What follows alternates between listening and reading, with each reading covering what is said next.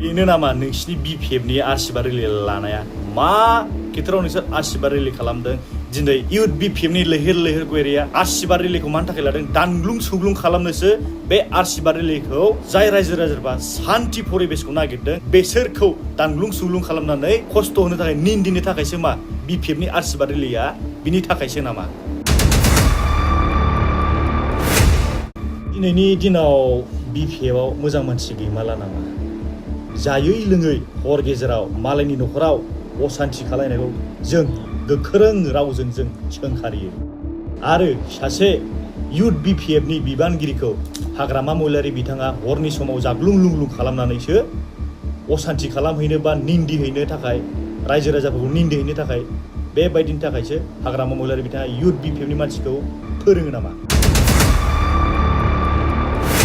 थांनाय हराव जानानै थांनाय बावखुंग्रि समस्तिनि बाथिपारा गामियाव जाय रायजो राजाफ्रा सान्थिनि परिबेसखौ नागिरदों बे समाव इउथ BPFनि लैहोर लैहोर गयारिया दानग्लुं सुग्लुं खालामहैनायखौ समाजा मोजां मोनाखै आरो रायजो राजाफ्रा साबजानाय मोनाखै आरो थाबैनो आयेननि बेरेखा हिंसायारि जाथाय सोमजिहोग्रा लैहोर लैहोर गयारिखौ इउथ BPFनि लैहोर लैहोर गयारिखौ पुलिस प्रशासना आयेननि बेबस्था लानांगौ। खुलुमबाय रायजो राजा नोंथांमोन।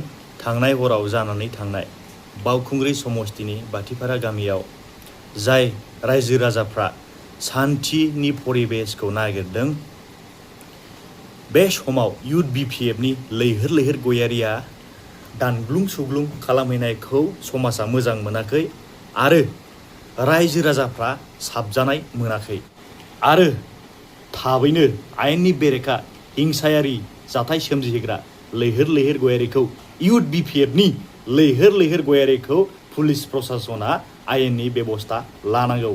बेनो नामा नोंसिनि BPFनि आरसिबा रिलि लानाया? मा खेथ्रआव नोंसोर आरसिबा रिलि खालामदों?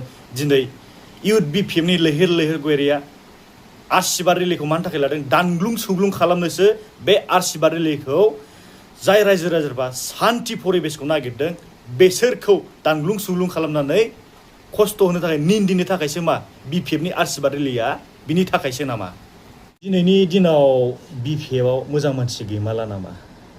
जायै लोङै हर गेजेराव मालायनि न'खराव असान्थि खालायनायखौ जों गोख्रों रावजों जों सोंखारियो आरो सासे इउथ BPFनि बिबानगिरिखौ हाग्रामा महिलारि बिथाङा हरनि समाव जाग्लुं लुंग्लुं खालामनानैसो असान्थि खालामहैनो बा निन्दिहैनो थाखाय रायजो राजाफोरखौ निन्दिहैनो थाखाय बेबायदिनि थाखायसो हाग्रामा महिलारि बिथाङा इउथ BPFनि मानसिखौ फोरोङो नामा?